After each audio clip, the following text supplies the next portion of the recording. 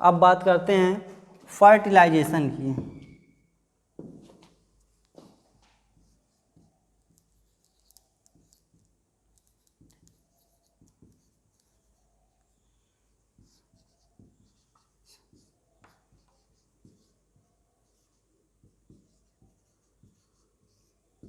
निषेचन,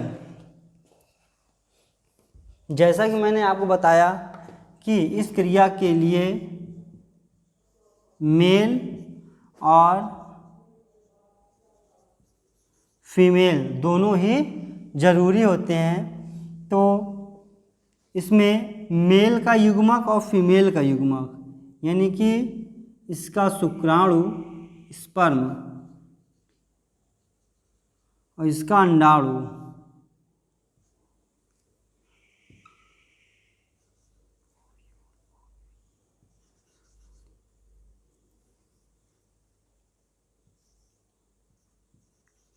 इसका ओव्यूल, ये दोनों आपस में मिल जाते हैं। और मेल का जो शुक्राणु होता है, मेल के मैथुन अंग द्वारा फीमेल के यानी कि मादा के गर्भाशय में प्रवेश करा दिया जाता है। ठीक है, इसी क्रिया को क्या कहते हैं? निषेचन कहते हैं।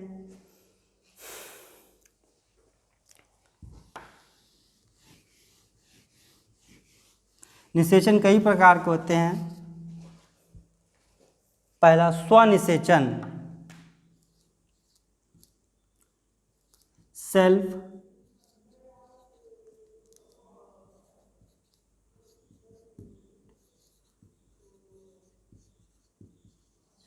सेल्फ फर्टिलाइजेशन, स्व निषेचन। इसमें क्या होता है कि द्विलिंगी जीवों के बीच इनमें निषेचन की क्रिया होती है। जो उभयलिंगी जीव होते हैं इस प्रकार का निषेचन उनमें होता है। जैसे कि मैंने बताया था आप, केचुआ, हाइड्रा, ये सभी क्या उभयलिंगी हैं, तो उनमें जो निषेचन की क्रिया होती है उसे हम स्वनिषेचन कहते हैं।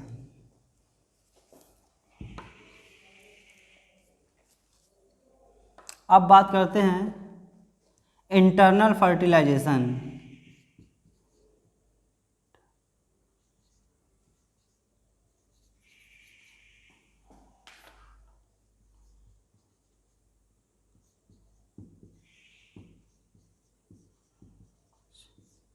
अंतःनिषेचन,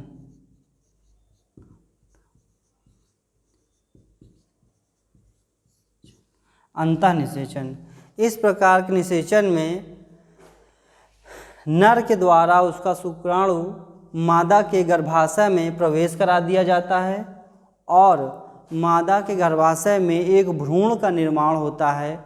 वह भ्रूण जब पूर्ण रूप से शिशु के रूप में परिवर्तित होकर के मादा गर्भाशय से बाहर आता है तो यह अंतःनिषेचन की क्रिया द्वारा ही होता है।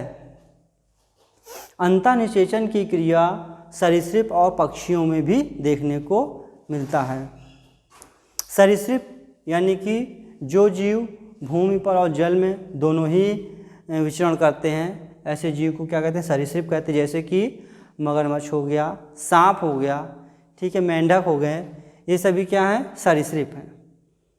इनमें भी इनके मेल के द्वारा इनके गर्भाशय में शुक्राणु प्रवेश करा दिया जाता है और उनमें अंडे का निर्माण होता है।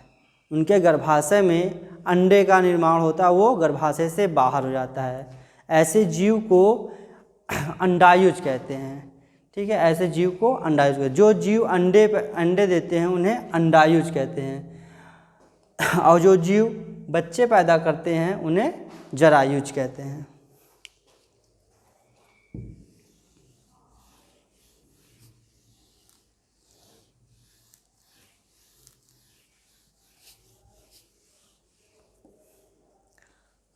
अब बात करते हैं बाह्य निषेचन।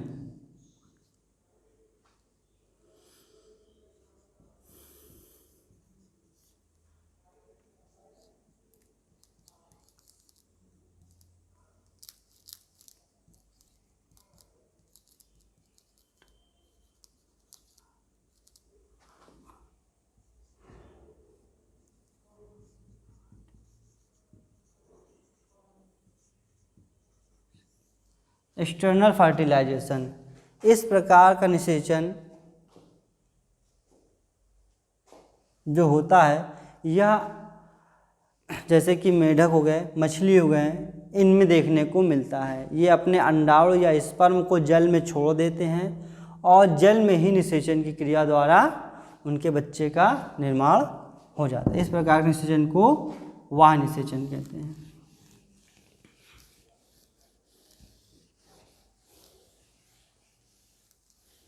यहाँ हमारा जनन चैप्टर क्लोज हो जाता है। ठीक है,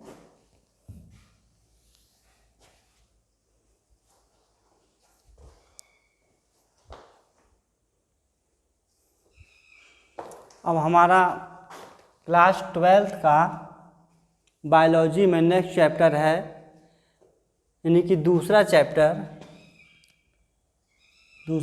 है sexual reproduction in angiospermic plant, यानी कि आवृत्तिबीजी पौधों में लैंगिक जनन। ठीक है,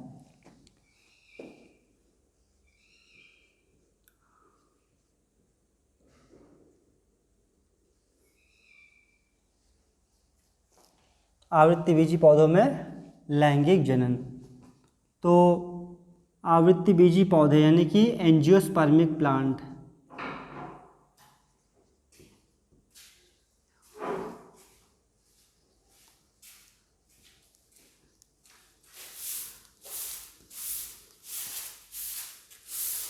एंजियोस्पर्मिक प्लांट जो होता है अनावृत्तिबीजी पौधे जो होते हैं इनमें दो अवस्थाएं पाई जाती है। एंजियोस्पर्मिक प्लांट में दो अवस्थाएं पाई जाती हैं।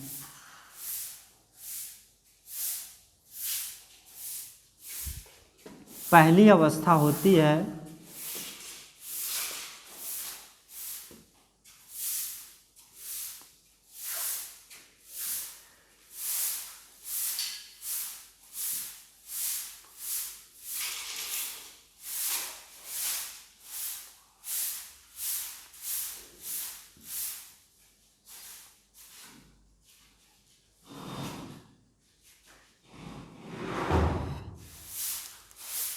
स्पोरोफिल और दूसरा होता है गैमेटोफिल, स्पोरोफाइट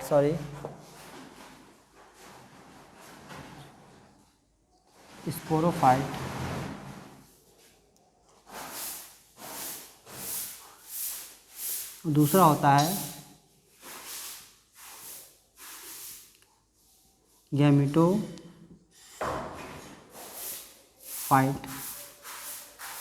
स्पोरोफाइट अवस्था एंजियोस्पर्मिक प्लांट में स्पोरोफाइट अवस्था जो होती है बहुत ही विकसित अवस्था होती है।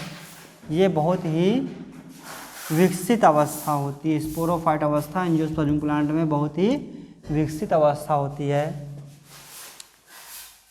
इसके स्पोरोफाइट में जो केंद्रक पाया जाता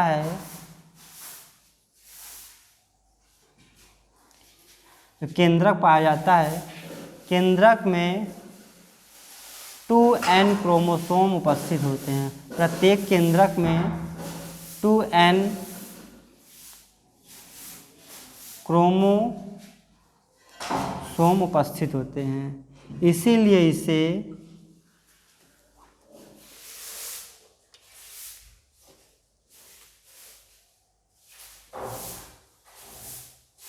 डिप्लॉयड जनरेशन कहते हैं।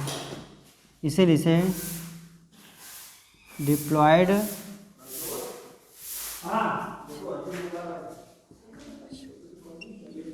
डिप्लॉयड जनरेशन कहते हैं।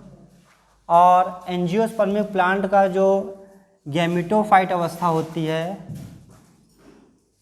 ये कम विकसित अवस्था। प्रत्येक न्यूक्लियर में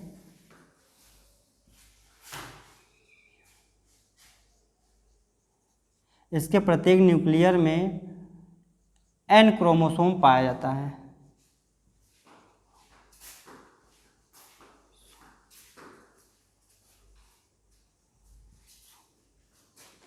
एन क्रोमोसोम पाया जाता है, इसीलिए इसे हैप्लॉइड जनरेशन कहते हैं।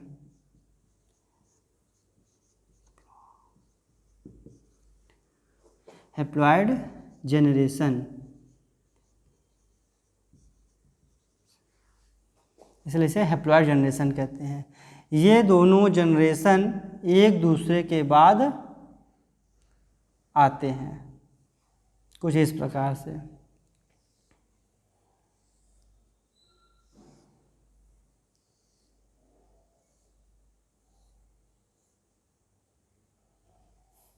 जैसे कि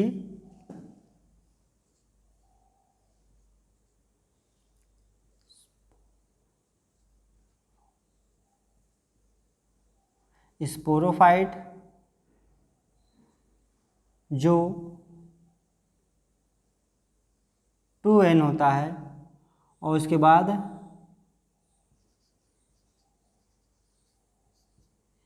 गैमेटोफाइट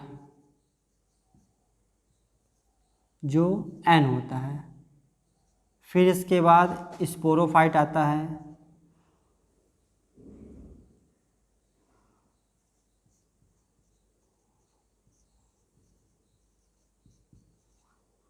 जो 2n होता है, फिर उसके बाद गैमेटोफाइट आता है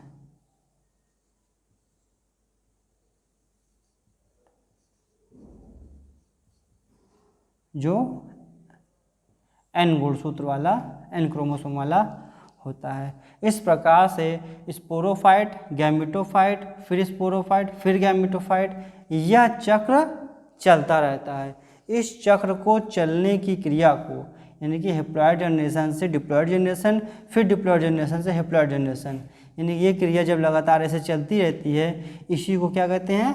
अल्टरनेशन ऑफ जनरेशन।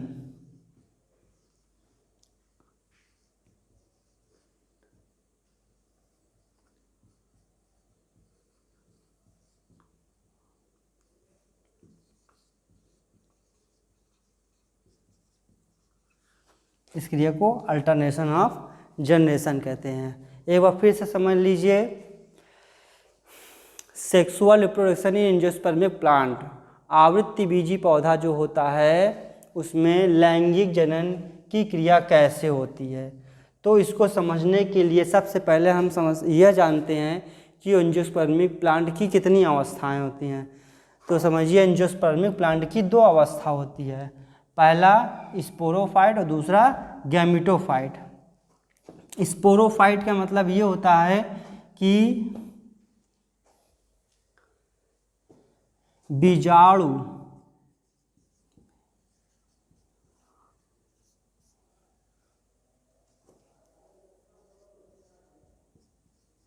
उद्भिद, और गैमेटोफाइट मतलब कि युग्मोद्भिद।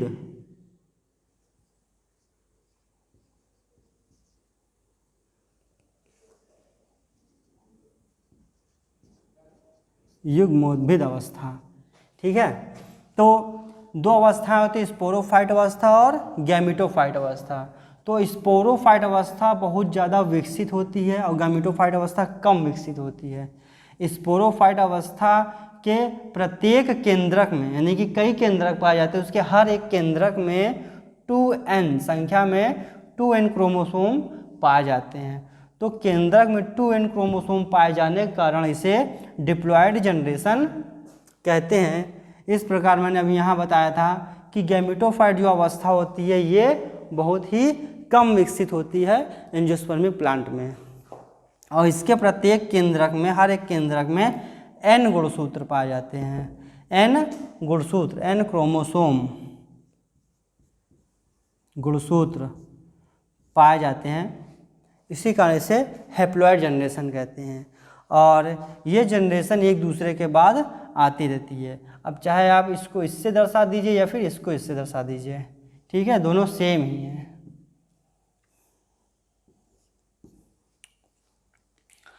आप डिप्लॉइड जनरेशन को आप यहाँ लिख सकते हैं स्पोरोफाइट की जगह पर, ठीक है, और हैप्लॉइड जनरेशन आप गैमेटोफाइट की जगह पर लिख सकते हैं, दोनों एक ही चीज़ है। तो वही मैं यहाँ बता रहा हूँ कि स्पोरोफाइट के बाद गैमेटोफाइट, फिर गैमेटोफाइट के बाद स्पोरोफाइट, फिर उसके बाद स्पोरोफाइट के बाद गैमेटोफाइट। यह चक्र लगातार चलता रहता है। इस चक्र के लगातार चलने की क्रिया को अल्टरनेशन ऑफ जनरेशन यानी कि पीढ़ी एकांतरण,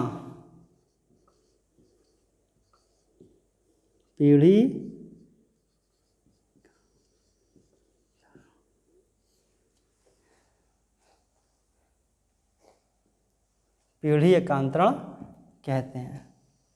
ठीक है।